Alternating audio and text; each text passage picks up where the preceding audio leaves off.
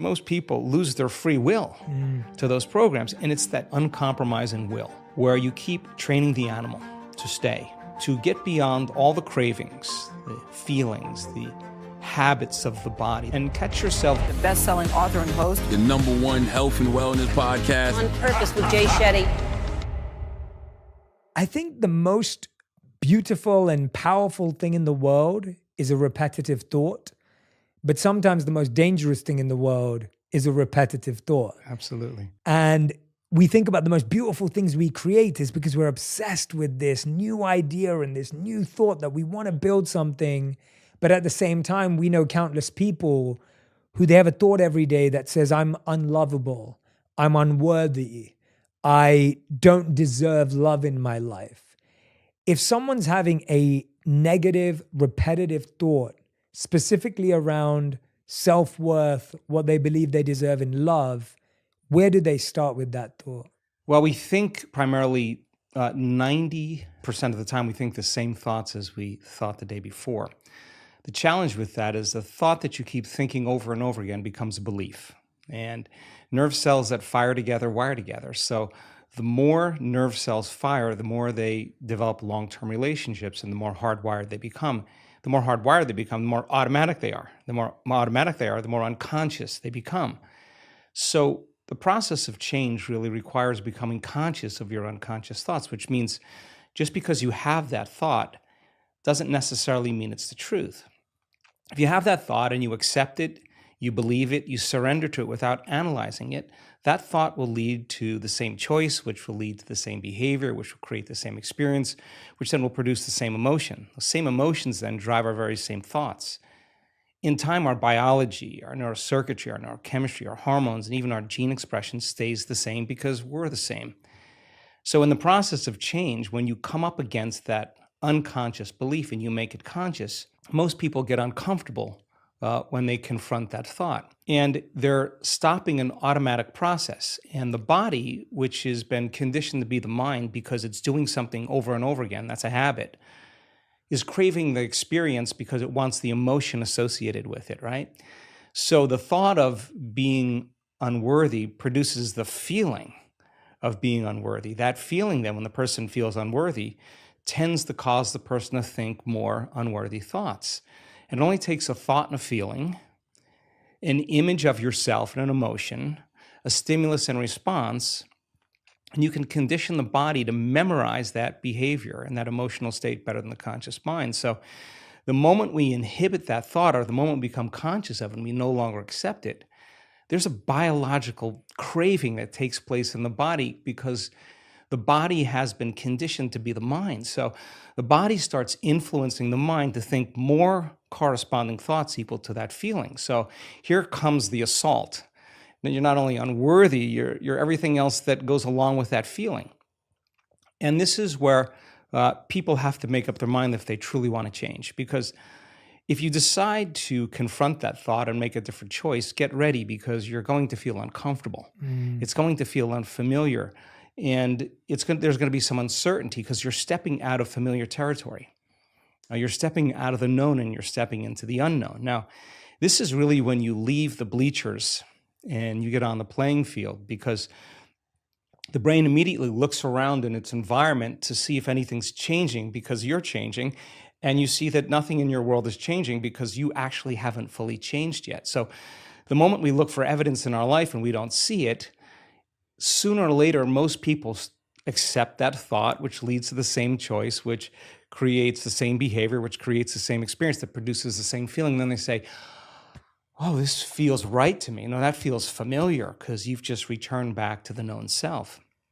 I think that when people truly want to make up their mind to change and they become so conscious of those unconscious thoughts, they would never go unconscious to them again. That's the moment the body is being reconditioned to a new mind. If you inhibit that choice, that leads to that habit or that behavior. A habit is when you've done something so many times, the body knows how to do it better than the brain. Now you're stopping the body from being on its automation, on autopilot. And if the body's craving the feeling of unworthiness and you're stopping the body from feeling that way, and you're aware in your life how you speak. You're aware in your life how you're feeling. And you're checking in, you're saying, do I really want to feel this way? This is that river of change where you're going from the old self to the new self. So it makes sense then.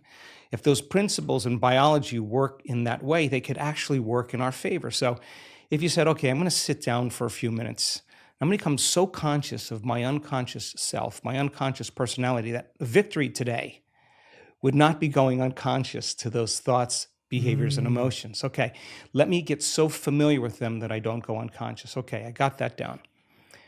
Now, what thoughts do I want to fire and wire in my brain? And if a belief is a thought that you keep thinking over and over again, with intention and with attention, you'll switch on that prefrontal cortex and assign meaning to the act and start installing new circuits in your brain. If you keep doing it over and over again, it becomes more hardwired, it becomes more automatic. And now you're installing a new belief that you are worthy of love, you are worthy of abundance, you are worthy to heal, whatever that is. That's the thought you do want to believe in. And when it matters the most is when it's the hardest. Because if you don't have the circuitry in place, you'll default back to the old programs, right? So then if you said, how am I going to be in my Zoom calls today? How am I going to be in traffic today? How am I going to be with my ex, my coworkers? And you started thinking about and rehearsing how you were going to act in certain situations. The brain actually doesn't know the difference between the real life experience and what you're imagining. The research on mental rehearsal shows that the brain will look like in time that it's already had the experience and it's vacant of the experience. Now, keep firing and wiring those circuits and you're going to begin to behave that way. So now you're installing circuitry now to use in your life to get your behaviors to match your intentions. If you said, how would it feel to feel worthy of love? How would it feel to be grateful for life? How would it feel to be worthy of abundance? And you said, I'm going to teach my body emotionally what this feels like before the manifestation of the event. You're not waiting for your life to change to feel worthy. You're actually changing your life by becoming worthy. You're generating abundance. You're generating love. You're creating an elevated emotion. Now, our data is so compelling because when you truly begin to elevate your emotional state, and you could really lock in, to those elevated emotions, your body is so objective that it actually believes that it's living in a whole new environment before the environment changes. In other words, the body's believing it's in that new future.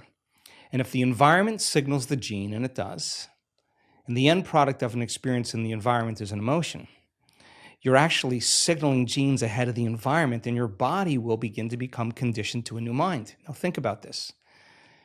If you did that every day, the word meditation literally means become familiar with. You become familiar with your old self, you become familiar with your new self, and you say, I'm not getting up until I feel this feeling. And then you'd say, I want to be able to bring this feeling up whenever I want. I'm going to keep remembering this feeling over and over again. It only takes a thought and a feeling, an image of the future and emotion, a stimulus and response, that you can condition your body to believe it's living in a whole new life. And when you feel the emotions of your future, something amazing happens. You're no longer in lack or separation, so you're no longer looking for the event to take away that feeling of lack or separation. Your body's actually believing it's in the event. And so then you're not looking for it. You feel like it's already happened. Get ready, because that's when your life begins to change. And so we've discovered that if you're actually practicing this and you immersed yourself in that experience fully for 7 days, the amount of metabolic and biological changes that will take place in your body will be so significant that your body will actually believe it's living in that future. And yet, most of the people that come to our workshops are literally in a ballroom. There's nothing really exciting happening in the environment, but their body's believing they're living in a whole new life. And so one thought leads to a choice, which leads to a behavior, which creates an experience that produces an emotion. So then new information, new knowledge begins to cause you to think differently. If you can remember that knowledge and begin to make a different choice because you want to experience the truth of that information, you'll have to behave differently. And when the experience occurs and you feel the feeling of your abundance or wealth, I guarantee you're going to continue wanting to make the process of change something consistent in your life. This is why I love talking to you. I mean, that literally you could just, what you just said there, I hope everyone listens to it again and again and again. And partly I think there's something to be said for that. The best things that have rewired my brain and my mind were things that I repeated daily. I took something that I loved listening to or loved learning or reading a paragraph of a book, and I would literally just reprogram myself by giving that to my mind every single day. Yeah. And as I'm listening to you talk, I think there's a few really powerful things I wanted to pull out. When I lived as a monk and studied the Vedas, they would talk about thoughts in different modes. And there are 3 modes: the mode of ignorance, the mode of passion, and the mode of goodness. And there's a hierarchy to those thoughts. And so the mode of ignorance would be an unfulfilling thought or a completely fear or insecurity-based thought, which would be, I am not worthy, or I am unlucky and I can't do that. I can't be in love. No one can be in love with me. That's like a mode of ignorance thought. A mode of passion thought would be, I can be in love with anyone I want and I can find anything. And it's almost like you're lying to yourself and you haven't really applied what you're saying, and it's just this big, bold statement, but it doesn't quite sit and resonate. And the mode of goodness thought is, I can take steps daily to create love in my life right now. And you start to see how people would often look at what we're saying and they think, oh, it's just positive thinking. It isn't. It's not just a false statement. What you're saying is two words you used, intention and attention. You're actually being conscious about where that intention and the attention is being placed. You're intending that if I do something every day and I place my attention on X, Y, Z, then I can create this new reality for myself. Whenever I have a tough conversation coming up, a tough meeting, something difficult, I'll rehearse it in my head. And you're so right that you can prepare for the future. Even when I do skydiving or if I'm sitting in a cold plunge, I'm preparing my mind before I even do it. There's no point of just jumping in and diving in. I think what's really interesting is that partly a lot of the anxiety and stress we feel is because we kind of hope that we'll never feel anxiety and stress again. So there's a sense of like, okay, I can get to a place where I never experience anxiety. I almost think that sets us up to be more hurt by the anxiety and inevitable uncertainty we'll feel. I would love to hear your thoughts. Gosh, I would love to respond to this. I got 3 thoughts going on at the same time. Do it. So to fulfill the first part of that question, it's an experiment, right? It's an experiment. Life is an experiment. So if your personality creates your personal reality, and your personality is made up of how you think, how you act, and how you feel. If you keep thinking the same way, you keep acting the same way, you keep feeling the same way, your life is going to stay the same because you're the same. So the experiment is, okay, let me begin to think differently. So I got to remind myself how I do want to think, and I have to remind myself of how I no longer want to think, so I don't default and go unconscious.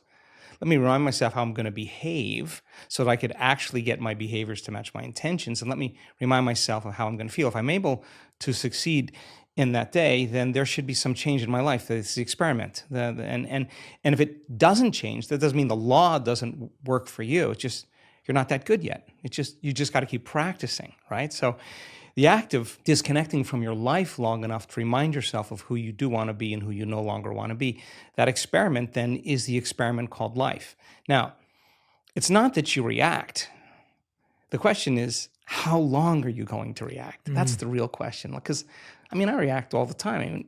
Everybody does. But if you're going to stay there and you're going to live in that emotional state, you will see life through that lens of that emotion, right? So now, it gets complicated because the stronger the emotion you feel towards certain people or problems in your life, the more you pay attention to them. And where you place your attention is where you place your energy. So from a purely biological as well as quantum state, we could say then you're using that person or that circumstance to reaffirm your dependence on feeling that emotion. So you have to hate your enemy. And if your enemy dies, you'll find another person to hate because that is the response, right? So the body is the animal. It's been conditioned a certain way, and if it's been doing something and feeling something for an extended period of time, there's a modification of its receptor sites. It's needing those emotional states. So in the process of change, just be ready because you're going to feel uncomfortable a lot of the time. Now, the question is, do you want to stay there? So then most people think they don't have any control over their emotional state. They think, I'm just this way and I feel this way. Well, we actually can show people that that's not the truth, that when it's the hardest, it matters the most. And if you're able to really work and train your body like you're training an animal to stop feeling one way and start feeling another way, if you believe that you're an eternal being, let's just say that, just most religions talk about we're eternal. Most sects of thought, only a few that don't. Whether you're going to heaven or hell or nirvana or on the wheel, you're pretty much going to be around for a long time. That moment matters so much in the light of eternity because that's the moment you make up your mind to no longer be defined by your past. Why are you being defined by your past? Because emotions are a record of the past. And so then if you're feeling that emotion, your body is believing it's back in that same experience of the past. So the more knowledge that we have and understanding that justified, valid or not, those emotions are hurting no other person but you, because the long-term effects of living by those emotional states, those survival states, are actually down-regulating genes and creating diseases. Sooner or later, you're going to have to ask yourself, is this loving to myself? And forgiveness is just when you overcome the emotion, you take your attention off that person or that problem, and you're freeing yourself and you're freeing them. So people do the best with what they think is available. That's my belief. And if you're unaware that you can control your emotional states, you'll rely on something outside of you to do that, whether it's a computer game, whether it's a Netflix show, whether it's a drug, whatever it is that you need to make that feeling go away. You're dependent on your outer world. And I think that's a hypnosis. That's a conditioning. You teach people that you can actually regulate and change your emotional states. You give them the tools to literally step into a new future. So that process, of course, is extremely uncomfortable. And the question is, how long are you going to stay in that emotional state? And 50% of the story that most people tell about that past experience isn't even the truth, because they're making things up, and they're doing that so that they can justify why they haven't changed since some past event. Most people reach a point in their life where they reach crisis or disease or diagnosis or loss or betrayal, where they finally go, gosh, it's time to change. I think change is an ongoing process, and the more we change, the more we should see evidence in our life. That makes it exciting. Yeah, and I think you're right that I've thought about this for a while, that I feel most people know that they want to change, and most people know what they want to change, but they still struggle to make a change. And so I found that we don't often have a values crisis, we have a habits crisis, because people don't know how to reprogram their habits, and they've started to assume that the way they feel is who they are. And I wonder how you think about this, because I think we're living at a time where what you just said is like you either kind of find a way to numb your feelings, so you're turning towards something external to numb how you feel, or today we're being told, well, feel every feeling and emotion completely. And then often we don't kind of get to the reprogramming phase. So I guess, how do you know how long to take a feeling seriously, effectively, and assessing it before you kind of take action on it? Feelings and emotions are the end product of past experiences, and we can remember experiences better because we can remember how they feel. The stronger the emotion we have to some experience in our life, the more altered we are inside of us. The more the brain freezes a frame and takes a snapshot. And that's called a long-term memory. That image is being bossed neurologically in the brain. So then what most people don't know is that every time they remember that event, that trauma, that betrayal, that loss, whatever it is, they're producing the same chemistry in their brain and body as if the event is occurring. So what happens over time is that conditioning process conditions the body to literally live in the past. So if a person is living by the same familiar feeling every single day, whether it's guilt or unworthiness or pain or suffering or victimization or depression or whatever it is, it's so important for them to come right up against that emotional state because they're coming up against the known. The question fundamentally becomes, for that person, is it possible then to feel a different feeling? Now, if you cannot feel a different feeling other than the feeling that you're used to feeling, it should tell you volumes about that feeling because it's going to influence your very same thoughts. So the research that we've done over and over again is that the only way you're actually going to reprogram your brain to work in your favor is you got to learn how to regulate your brainwaves. And you know this, of course. Beta brainwave patterns are thinking brainwave patterns. It's the analytical mind. It's our critical facilities. We're in beta right now. We're aware of our bodies. We're aware of the environment. We're aware of time. The neocortex is switched on. It's what plugs us into three-dimensional reality. It's the seat of the autobiographical self. There's a lot of circuits in there from things you've learned intellectually and things you've experienced in your life. So for the most part, it's a repository of the past, right? And so 90% of those thoughts that we think being the same thoughts as the day before tend to become like automatic programs, and they become more subconscious or more unconscious. So in order for us to begin to change those programs, we got to get into the operating system. And the only way we do that is we got to slow our brainwaves down in that thinking neocortex. The challenge for most people is they have so many demands in their life. They have so many emotional responses to circumstances in their life that they're living in a state of stress and living in a state of survival. In a state of stress and survival, you don't close your eyes. You got to keep your eye on the ball. You got to keep your attention on the outer environment. So their brains tend to work in a higher brainwave pattern, a mid-range or high-level beta brainwave pattern. And that's like driving your sports car in first gear. It's a lot of energy for the brain. So learning how to regulate and slow your brainwaves down is something that we've been very, very interested in. When you teach people how to do that, it could become a skill. And when the brain starts to relax and it moves into less of that chatter that takes place in your brain and more of kind of an imaginary state, the brain sees in pictures and images, it's more creative, we're moving into that alpha state. So now the door between the conscious mind and the subconscious mind opens up as we get beyond our analytical mind. And our analytical mind is actually what separates the conscious mind from the subconscious mind. So as you slow your brainwaves down, you get into alpha, you're entering the operating system. And that's where you can rewrite a new program. That's where you can rehearse a new script. That's where you can begin to plan your behaviors in an intentional way. If you can't change your brainwaves, then it's like your computer running amok with all of those programs and you yelling at it, telling it to stop. You're not in the operating system. Some people can get to the point where they're so relaxed that the body's in a light sleep, and yet they're conscious and awake, and now they're in this theta brainwave pattern. And in theta, that's a hypnotic state. We're very suggestible to our thoughts. We're very suggestible to information in that state.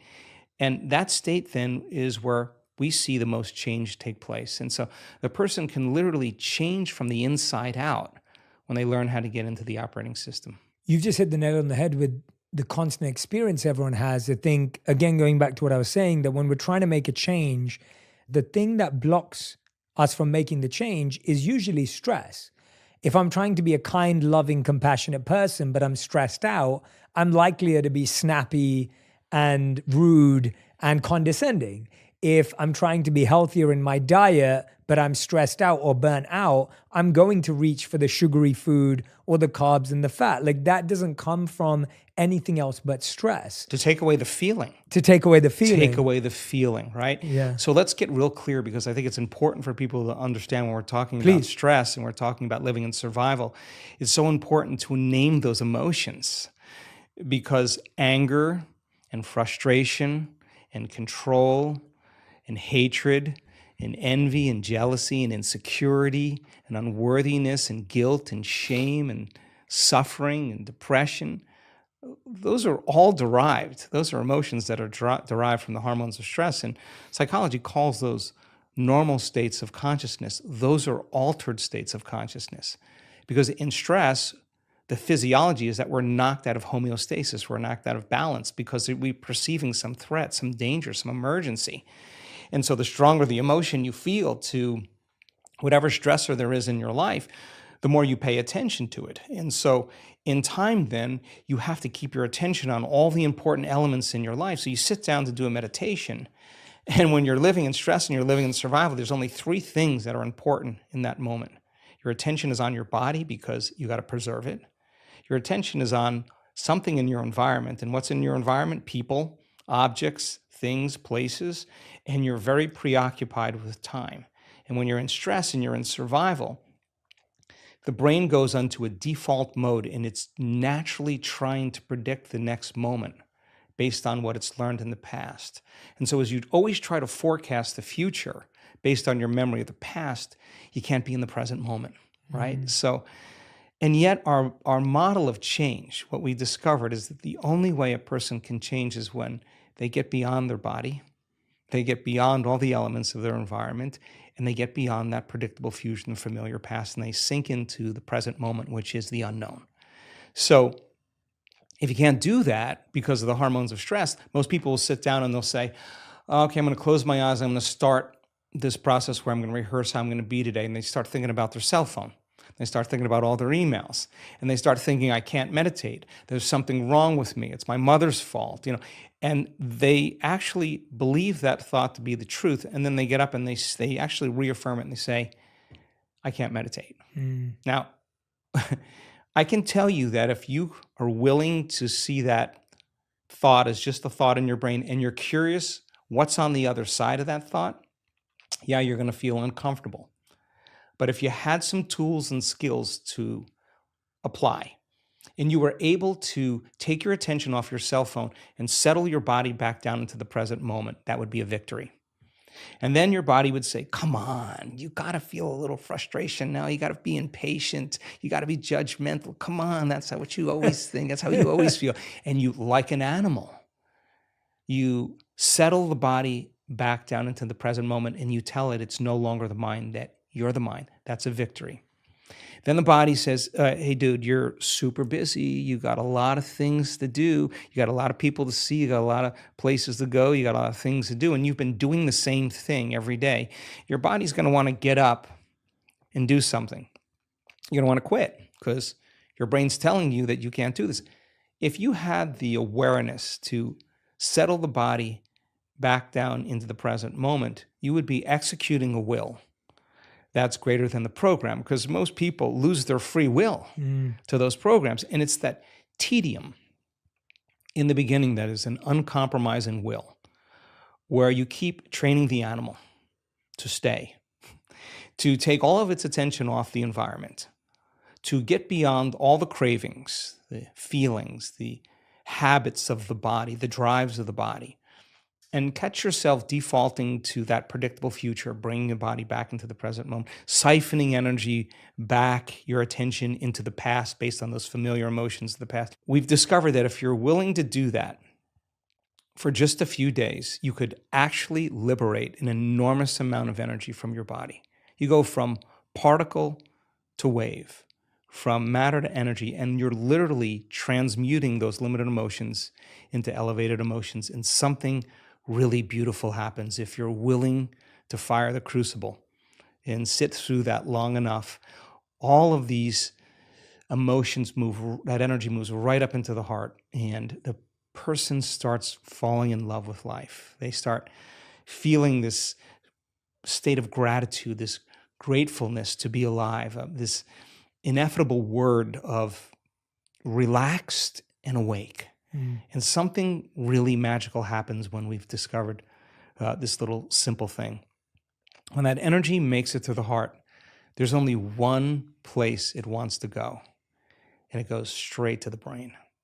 So the person starts relaxing into their heart when they feel this feeling, and the more they relax into the heart, the more their brain all of a sudden starts becoming aroused.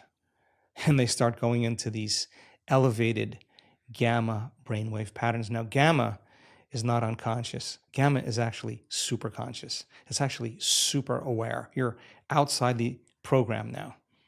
So when that occurs and the brain goes into gamma brainwave patterns, what we discovered is it's not a little gamma. It's not a lot of gamma. It's not a whole lot of gamma, it's a supernatural amount of gamma.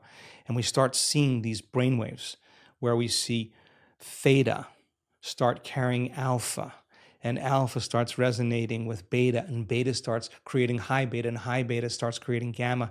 And you see these standing waves of brain coherence happening.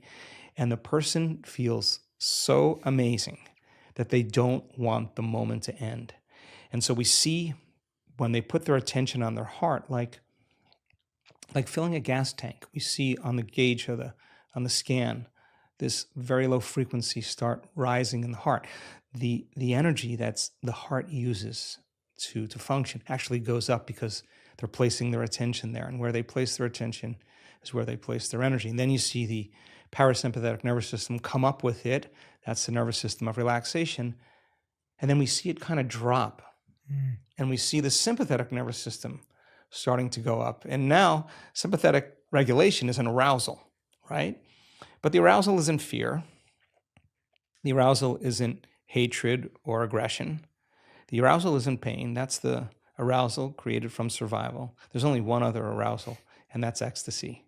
That's bliss. And the person all of a sudden feels connected to something greater. Now, here's the beauty. We can see people do this in 15 minutes. The most important takeaway around all of this is that feeling that they're feeling is not coming from anywhere outside of them. No person's doing that. No wardrobe change is doing that. No sports car, no football game. Nothing is doing it to them. It's actually coming from within. That is the moment they stop looking for it outside of them, and the love affair begins. And so when we start feeling these elevated emotions, these more selfless emotions, it's not like you have to try to forgive. It actually is the side effect of you changing your emotional state. You no longer want, because you feel so whole. How could you want anything?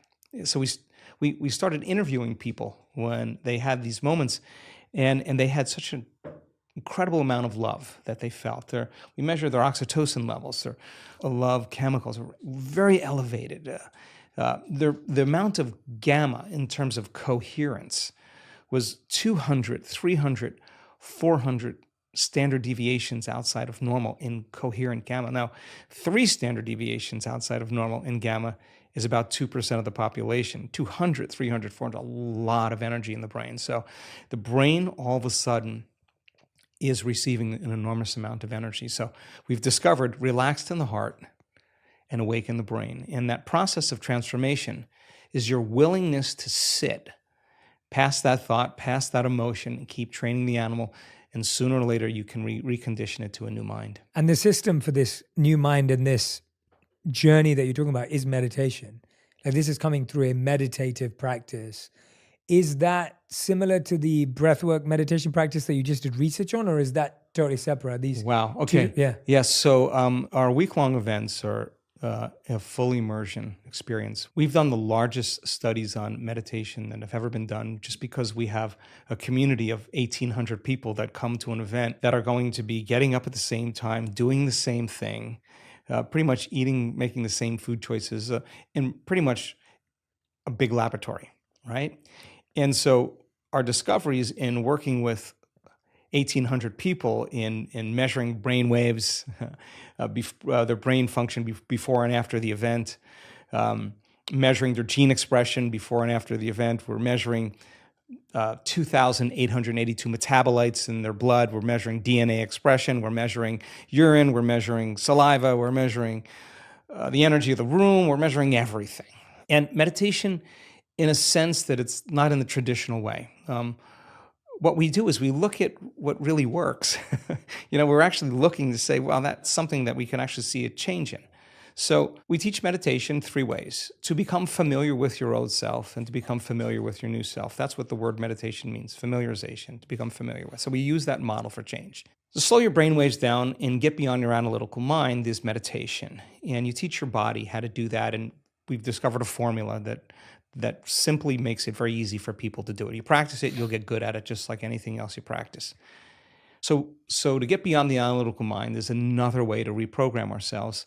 And then meditation is really about getting beyond your body or disconnecting from your body, disconnecting from your environment, and forgetting about time. And that is that eye of the needle where we begin to make the most significant changes. So we're data driven. We're really looking to see what it is. And when we see brains respond in the same way, it helps me enormously to teach the material better. And so the more people understand what they're doing and the more they understand why they're doing it, the more naturally the how becomes easier. And nothing is left to conjecture.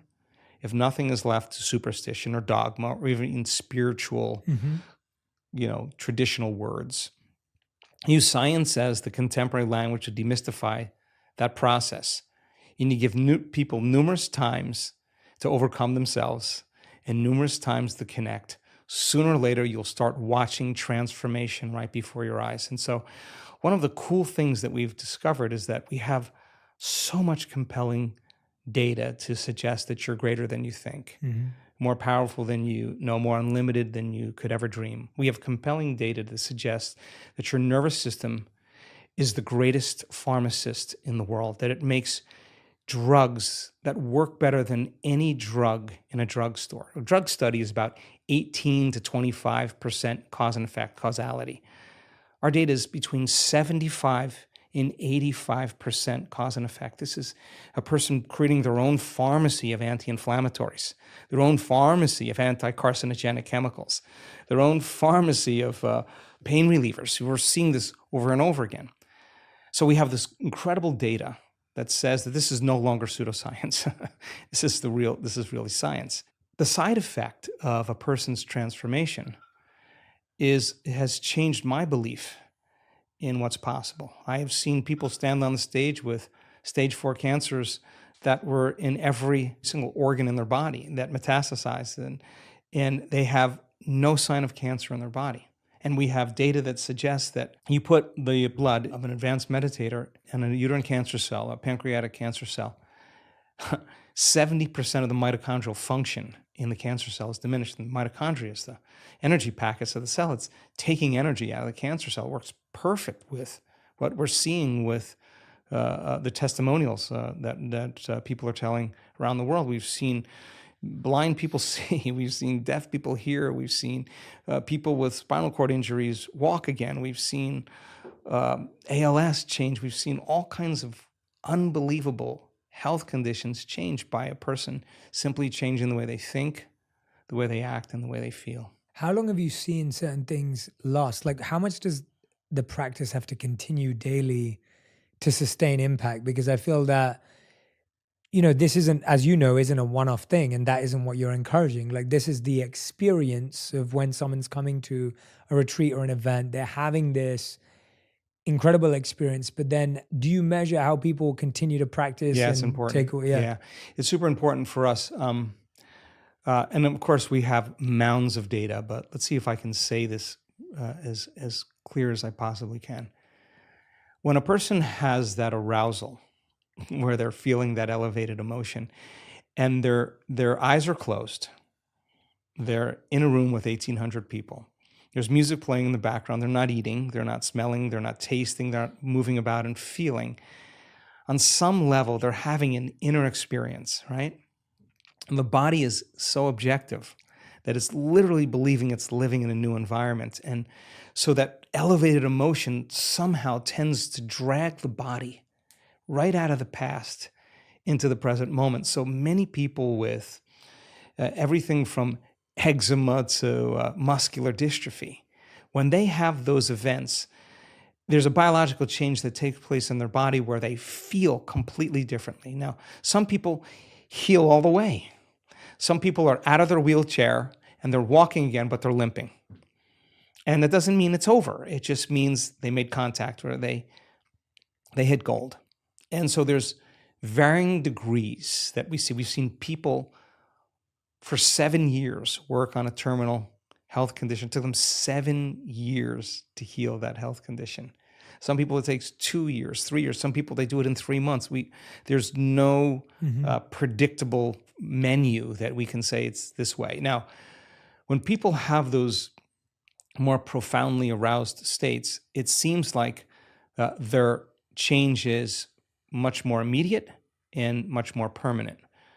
But for the most part, we see people's response pretty dramatic. Now, it's also important to say that we have seen people heal from terminal cancers, stop feeling those elevated emotions and return to responding to the circumstances and conditions in their life and return back to the same personality. The same personality is the same personal reality, and their body's believing it's living in that same environment, and they're feeling the same way, and they're in the habit of acting the same way and thinking the same way. And lo and behold, the condition returns. We've seen people heal themselves of Parkinson's disease more than once, have one response to some very serious event in their life that produced a very strong emotion. And in 1 hour, their condition returned because they literally went back to their old self. And we've seen that person turn around and reverse the condition again. Again, people do the best with what they think is available. The person standing on the stage, we've had numerous physicians and researchers stand on the stage, they're the 4-minute mile. They're telling the community, I'm the example of truth. This is no longer philosophy. This is no longer theory. Here's my scans. We had someone with bilateral breast cancer just recently. No evidence of cancer in her breasts or any lymph nodes, no longer in her liver. I'm looking out at the audience, and everybody's leaning in. There's the 4-minute mile, and that person's telling the truth, and they're telling a story, and it's not pretty. It's not always rosy. They went through a lot of dark nights. They went through a lot of their condition getting worse. But every day they had to show up for themselves. If they stopped showing up and doing the work, they would really not believe it was possible. But if they showed up and did the work, it means that they believe it's possible. And I think when you believe in possibility, you got to believe in yourself. When you believe in yourself, you got to believe in possibility. So it used to be a few examples of that. Now we have so many great testimonials, so many great stories that now it's becoming infectious, just like a virus or any bacteria becomes infectious. Now health and wellness becomes as infectious as disease. And you get a community of people starting to break through, and you start seeing these changes where people stand on the stage. Invariably, you're going to see a very strong shift in consciousness, and consciousness is awareness. And if you're unaware that you could actually heal yourself, you'll make the same choice. Once you see it, I think it starts creating a brush fire, and that's really the exciting part. So we're seeing so many great testimonials that are undeniably great stories of transformation. And many of those people still no longer have their eczema, still no longer have their Parkinson's, still no longer have their cancer. Yeah, since the last time we spoke, I know your team of researchers went and did some work. I wanted to ask you some questions about this. You did some research on the impact of 1-minute breath work. How does this impact our heart rate variability, and how does HRV impact our anxiety? Let's talk about heart rate variability, because it's an important thing. So your brain is trying to control and predict everything that's taking place in your life, because stress is actually created when you can't predict something, you can't control something, or you have the perception that something's going to get worse, okay? So you switch on that primitive nervous system, the fight or flight nervous system, and as you shift your attention from one person to another thing, to another place, to another problem, every one of those different elements has a neurological network in your brain. So the arousal of the hormones to say, pay attention, there's danger. As you start shifting your attention to each one of these elements that have neurological networks in your brain starts firing very incoherently. And in fact, you could actually, by thinking about your problems, turn on the stress response just by thought alone. And that's what most people do.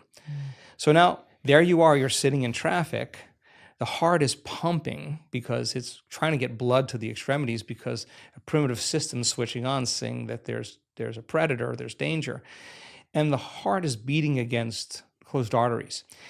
And the heart starts beating out of rhythm, it starts beating out of order, and it starts beating very incoherently. So when you have incoherence in the brain, and you have incoherence in the heart, when waves are incoherent, when they intersect with each other, they cancel each other out. And when they cancel each other out, that's less energy in the brain. If there's less energy in the brain, you're going to default to some of those reflexive systems. If energy is diminished in the heart, you're not going to trust. You're not going to be vulnerable. You're not going to want to commune. You're not going to want to connect.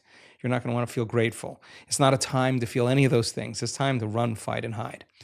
Okay, so most people say, okay, well, I had a stressful day. I was stressed out the entire day. And at the end of the day, they turn on the TV and they relax. The important thing to realize is that if you're relying on something outside of you to change that emotional state, you'll become dependent on it. So is it possible then to begin to create more coherence in the brain? And the answer is yes, because when you're under the gun of those chemicals of survival, you're narrowing your focus on the cause. You hear something moving in the bushes, you freeze, and you narrow your focus. And it's that narrowing of focus that tends to be obsessive. When we're in stress, we overthink things, we overanalyze. That actually, we've discovered, makes the brain worse. And it actually makes the heart regulate more out of order.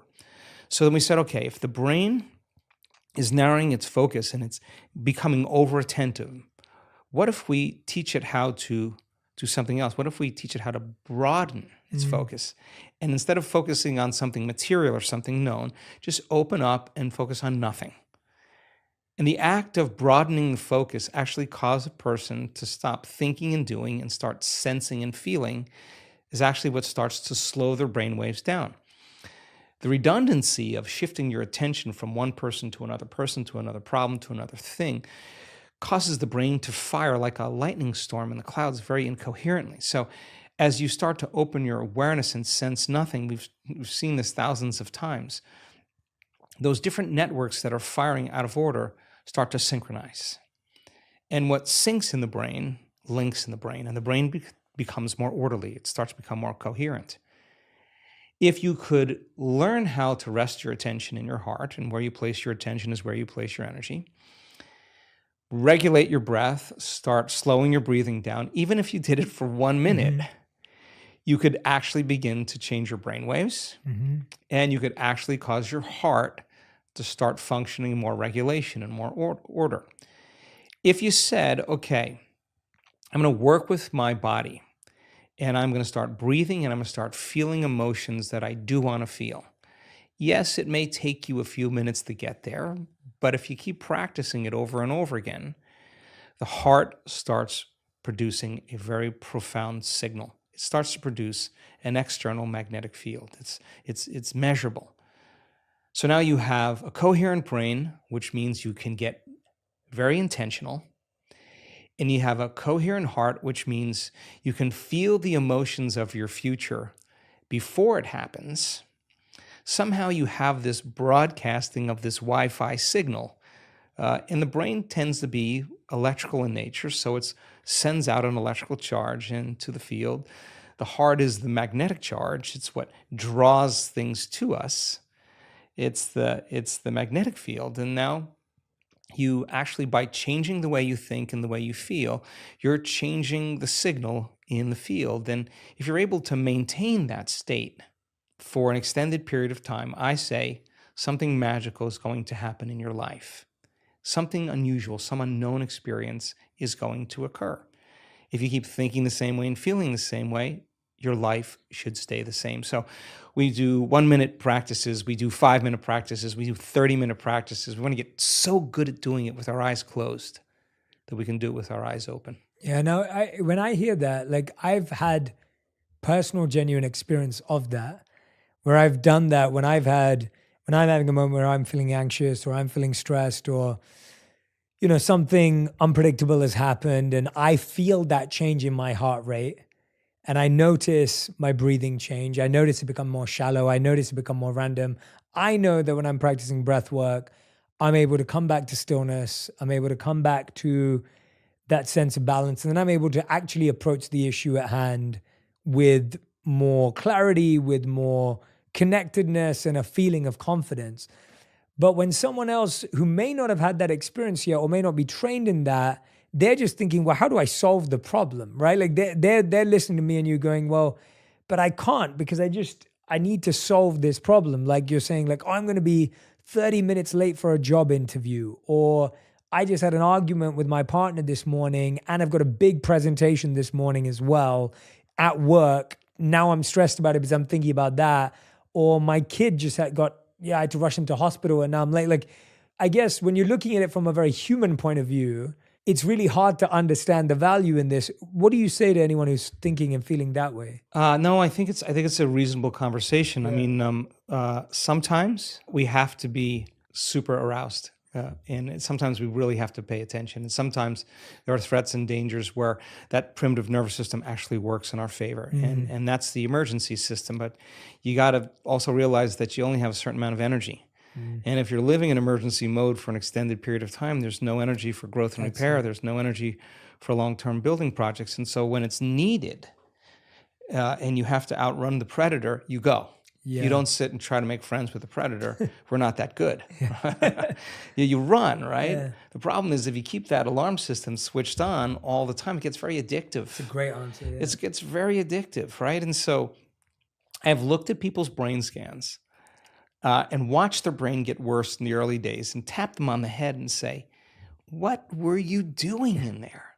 100% of the time, they were analyzing the problems in their life within that disturbing emotion. And if an emotion is a record of the past and they can't think greater than how they feel, they're thinking in the past, there's no solution there. Cross the river, get beyond the emotion, and you'll see possibility because you're no longer in the box of that emotional state. Now, that's so much easier said than done because you're going against thousands of years of programming of living in survival. I mean, 200 years ago, it wasn't easy being human. I mean, we're in survival all the time. I mean, famine, every disease. I mean, it was hard to be human. And so we have to lay down the very thing we used our whole life to get what we want for something greater to occur. And it goes against thousands of years of programming. It's not something that you get good at doing once. You got to keep practicing. So you really have two ways to look at it. If you're living in stress and you're living in survival and that system is switched on, then everything will be a threat. Everything will be a danger. Everything will be a reason to rush, to be impatient, to be frustrated, to be judgmental, because that's the consciousness, that's the emotion we're living by. So now you have a problem with a coworker, you have a problem with your partner, whatever it is that you used as an example, and you have to give a presentation. Now you really have one of two choices. Either be victimized by those conditions in your life and you stay in that emotional state. And I'll say to you, Jay, why are you that way? Well, I'm this way because of this person, this circumstance. That person or circumstance is controlling the way I feel and the way I think. Anything that controls the way I feel and the way I think, I'm victim to, right? Okay. Or I actually can be a creator now. Okay. So when it's the hardest, it matters the most. Okay. So there's going to be a story, a valid story that's going to go along with those emotions that you're going to have to give up, that you can address at another time from a different state. If you're altered in that state and you say something, you do something, you write the email, you send the text, you'll always regret it. You'll always say, I should have never said that. I should have never done that. We got to learn that we're in an altered state at that time. So there's only one of two choices. You either stay there the whole day and tell everybody that story, or you say, okay, let me take a moment. Remember that this is the experiment called life. Okay, let me practice getting relaxed in my heart. Let me slow the animal down. Let me practice that. Take a few minutes. Now, let me breathe. Let me get my state back. Let me change everything. Okay, let me remember who I am, who I want to be when I open my eyes, and let me practice that again. Now, even if you had to do that 10 times in one day, I would say it was a day worth living. I would say it was a day worth living. And when we do walking meditations, in our retreats, we're doing walking meditations so you can practice doing it with your eyes open. Yes. Like if you're going to be relaxed in your heart and awake in your brain, and you can do it with your eyes closed, okay, let's take it out for a test drive. Let me open my eyes. Let me pay a little bit more attention to my inner world. Let me practice feeling this feeling. Let me practice feeling this way, and let my brain do what it does. Let me get defined. Let me change my physiology. Let me change my state. Let me walk as the healed person. Let me walk as the abundant person. Let me walk as if my prayers are answered. Let me walk in this state. If I keep practicing that over and over, it's going to become a habit, right? Yeah. And so we hit it as many ways as we can. We have at least 7 or 8 different breaths that we do because we see how they all work in the brain. We have all kinds of meditations. We have sitting meditations. We have standing and walking meditations. We have laying down meditations because we want you to be able to do it with your eyes open, with your eyes closed, standing, walking any way you can so that you don't default and return back to that person. Now, if you do default, you didn't fail. That's a program. You just went unconscious. And how many times do we have to forget until we stop forgetting and start remembering? That's the moment of change. No one cares how many times you fell off the bicycle. If you ride the bicycle now, you ride the bike. So it's the constant process every single day. And I think that sometimes we look for evidence in our life and it hasn't happened. And I think it's so important that we still show up. Yeah. Yeah, because that's where you're changing the most. And when you get to that point where you could care less if it happens or not, because you feel so happy, so grateful for who you are, get ready, because your life is going to begin to change in magical ways. I'm so proud of our community, not because they do the work every day, not because they're trying to be good or please anybody. They do it because they don't want the magic to really end. The experiment is too good. They're going to continue to be a creator in their life. So then when they change the way they feel and the way they think, and they start seeing evidence in their life, they're going to remember what they did inside of them to produce that outcome, and they're going to believe they're creator of their life and less of the victim of their life, and that's empowerment. Yeah. And you can't take that away from anybody. You can't tell me now you're too sick to do that. You can't tell me you're too old to do that. You can't tell me you had a horrible past, you're too out of shape.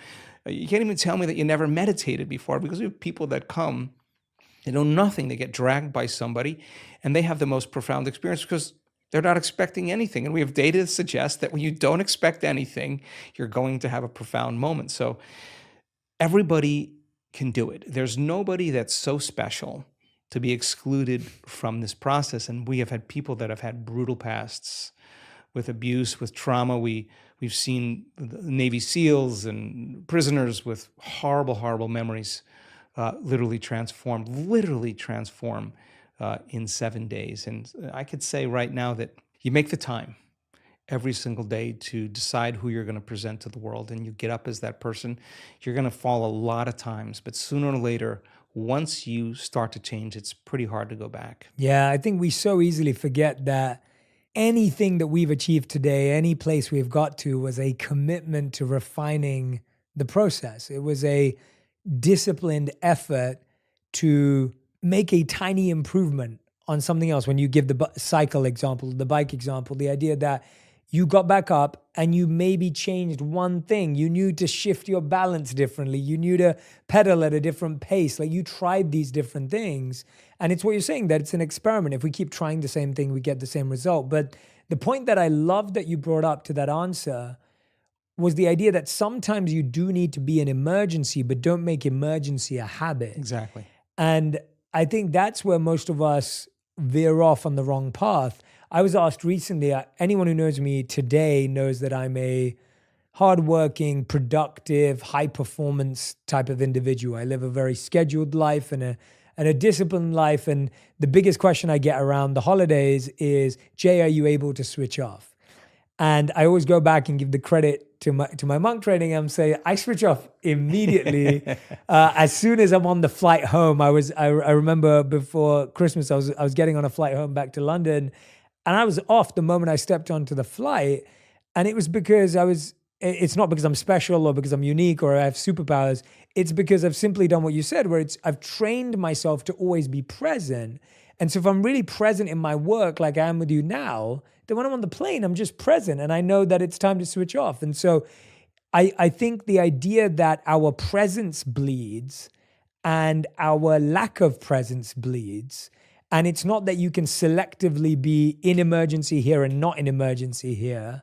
The state you're feeling is going to spread across your whole life. Like, I know a lot of people who are high performance, and I've had to be mindful of this as well. It's like they're high performance at work, but then they take that high performance and they give it to their family. And now their family is getting a high performance dad, and they don't want that. They just want their dad, or they want their mom. And so how do we develop that? I guess that's a highly trained ability, is what you're saying, is we get the ability then to say, okay, I know when to use this and when not to. That's a more heightened state. Yeah, I mean, look, there's nothing wrong with hormones of stress. I mean, that's the only way we could actually survive. We're part human, part animal, part divine. I mean, we have two things at work here. I think the biggest challenge for a lot of people, and 70% of the time, people are living in that state of survival, living in that state of stress. the more you understand what that actually does to you, the more you can make better choices on how long you actually do want to stay there. Here's an example. Many people who are changing a health condition in our work, they start to do the work, they start noticing I'm sleeping better, I have less pain, I got my appetite back, I feel like I have more energy. They start noticing these subtle subjective changes. They go to their doctor, and their scans still show that they have their health condition. So they're noticing a change, but they're not healed all the way. Now, they don't say it didn't work. They say, what is it about me that I still have to change in order to heal? What thought, what behavior, what emotion? So they're a work in progress, right? Many of those people discover that they have one really good hour of meditation where they feel connected, they feel like their heart is opening up, they feel like their brain is coherent, they feel really great, they don't want the moment to end, and then they spend 15 or 16 hours of their day back in a program, rushing around, back in their emotional states, responding and reacting. And they realize that how could 1 hour of an elevated state weigh against 15 or 16 hours of my response to everyone and everything in my life emotionally is derived from those familiar emotions of fear or anger or hatred or pain or suffering, whatever. Okay, so now this is where the practicum actually goes to the next level because they're no longer just sitting down and rehearsing who they want to be. They're actually rehearsing for their life. They're saying, okay, when I see that person, when I'm in that circumstance, I can't go unconscious and feel this emotion, and I can't go unconscious and say these things or act this way. How am I going to act? What would love do? What would greatness look like?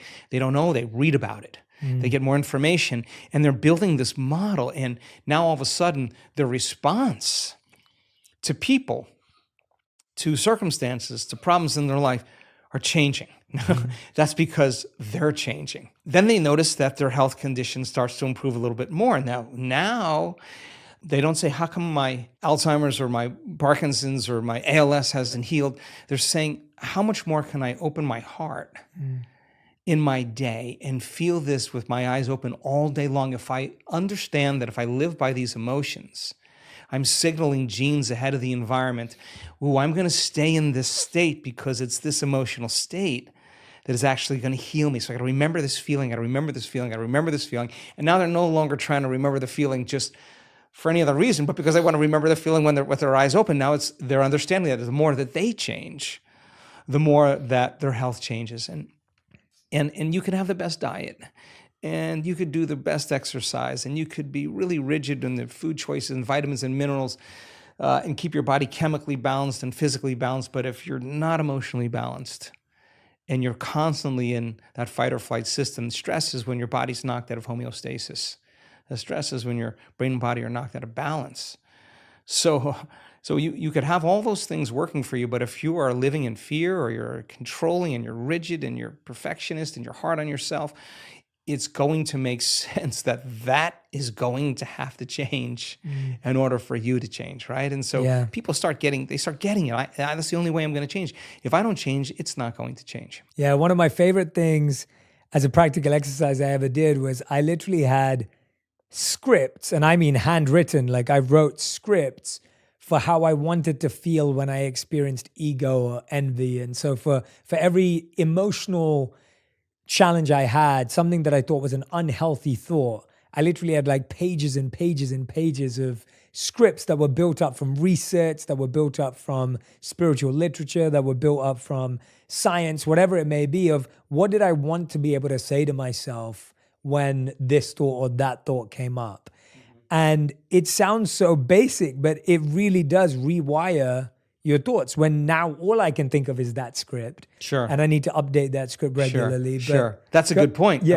I mean, I'm constantly it's constantly. Yeah, it's not once. I'm constantly. I mean, 95% of who we are by the time of middle age is a set of unconscious thoughts, behaviors, and emotions. I mean, those are beliefs and perceptions that we have about ourselves and our lives. So, I mean, this is a never-ending process of self-discovery. I mean, there's always challenges that you'll have in your life that are going to initiate you into becoming conscious of what you're unconscious to.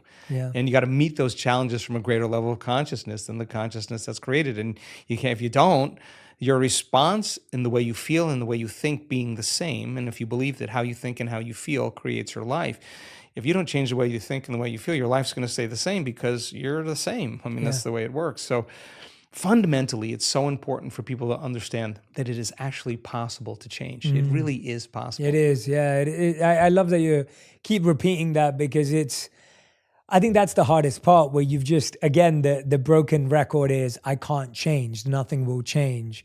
And not realizing that it's just a set of habits, it's just a set of routines that you've adopted as your reality. And you're going to be uncomfortable, so get used to it. Yeah. And so you could either stay uncomfortable, or you could actually say, how do I want to feel?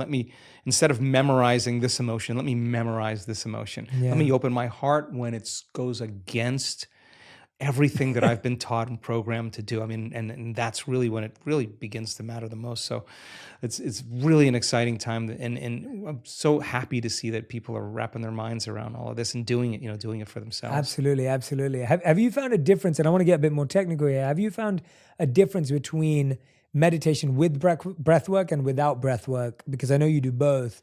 And what do you find is the usefulness and benefits of either? So we do so many different types of breath for so many different types of reasons.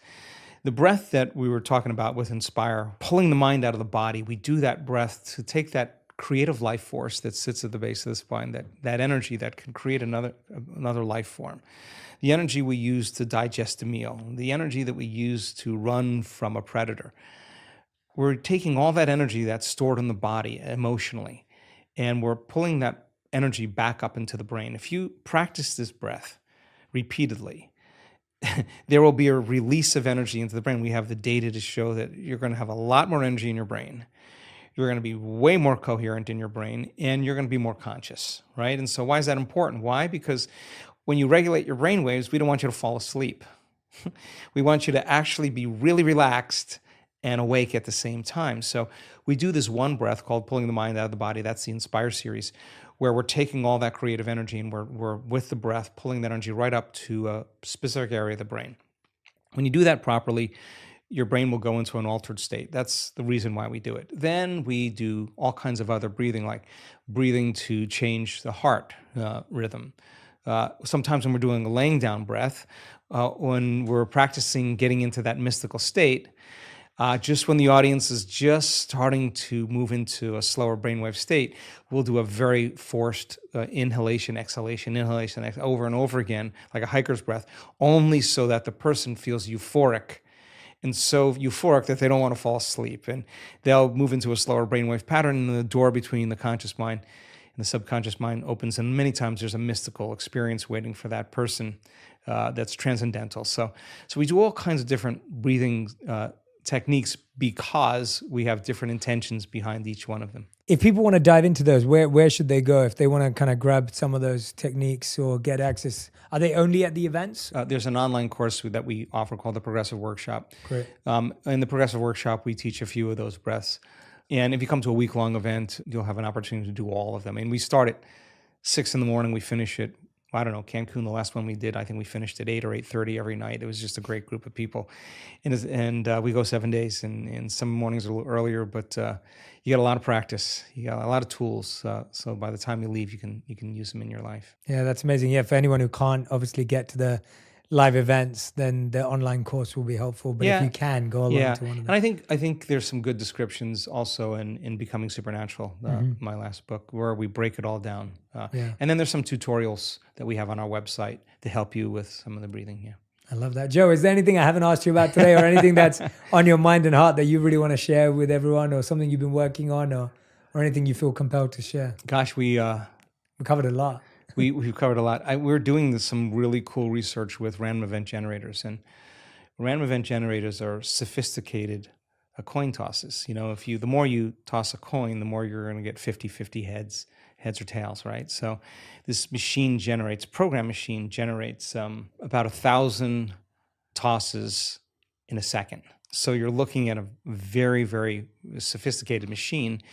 And if you run it for 30 minutes, you're going to see in time an equal number of ones or zeros or heads or tails, and you're going to see the straight line. When you get a group of people together with brain coherence and heart coherence, they're emitting a field. And When we do healings in our events, 100% of the time when we do those healings, those random event generators have dramatic skews to show that random events become less random and more intentional. And it's collective networks of observers that determine reality. And it's not the number of people, it's not the amount of energy, because it could be entropic. It's the most coherent energy. And we're causing a machine that's programmed to behave in a very, very different way. And I think that idea of community, of people coming together when everybody else is in fear, to show courage, when everybody else is in pain, to show compassion, when everybody else is in anger or hatred, that to show love. I mean, I think by nature as human beings, I think we are wired to give, to connect, to commune, to take care of one another, to heal one another, to shine for one another. And our data is so exciting to actually support that theorem. Yeah, I love that you brought that up, and that's very macro and big as well, but also micro in that you're measuring people's daily experience. I think, when I think about families who live together, or couples or partners or whoever you may be, when you're sleeping together, when you're waking up together at the same time, when you're sitting for meals together, when, we realize and we know that the science shows that your heart rates sync up, like your heartbeats sync up when you're with someone. And I think it's really interesting because I think today in our individualistic world, there's a big desire to do things at our own time, when we want, how we want. But if you're truly trying to build a relationship with someone else or build community, there's so much to be said for doing these basic practices at the same time together, right? It's really hard to be in community when you're in survival, because survival makes us put our attention on ourselves, right? And I think that when people are not living in survival, when they're out of survival, our nature really is community, is culture, is connection. And it starts with the self, then it starts with our closest relationships, and it builds out from there. And I think that's a healthy model, for the world. I mean, when you're working on yourself and I'm working on myself, and I'm okay with me and you're okay with you, we're going to be okay with everybody, And I think when we're not okay with ourselves, that's when it gets complicated. That's amazing. Everyone who's listening and watching, make sure you go and follow Joe across social media. We'll put the links to everything in the sections there so you can follow along. But I want to make sure that you share with me your greatest insights. Tag me and Joe on Instagram, on Twitter, on TikTok, whatever platform you're using. Let us know what you'll be practicing. I hope that there's parts of this conversation that you'll listen to again and again and again, because you have to realize that the first time you hear it, there may be some inspiration, there may be some insight, but the second time, that repetition is going to help you actually apply, rewire, and reconfigure. So make sure you repeat, listen, and make sure you share this with a friend as well so you can discuss it, talk about it, put it into your own language and your vocabulary. That's such an important part of putting this into practice as well. Joe, as ever, thank you so much for making the time and effort. I know that you've always got unpredictable things happening in your life like this morning, but you chose to be here. And thank you so much for being here. I really appreciate it. Thank you, Jay. Thank you for having me. Thank you. If you love this episode, you'll enjoy my interview with Dr. Daniel Amen on how to change your life by changing your brain. You want to drip dopamine. Don't dump it. Because when you dump it with the fries and the alcohol, the porn, you don't have much left. And so then you have to